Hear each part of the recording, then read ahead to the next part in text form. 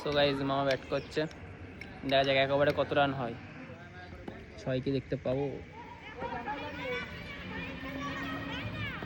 দেখা, প্রথম ball dot, second বল করছে বোল্ড। কি হবে এটা? নো বল হয়েছে, আম্পায়ারের সিদ্ধান্ত চূড়ান্ত। ওটা আউট না, নো বল হয়েছে, জোরে বল, হোয়াইট বল।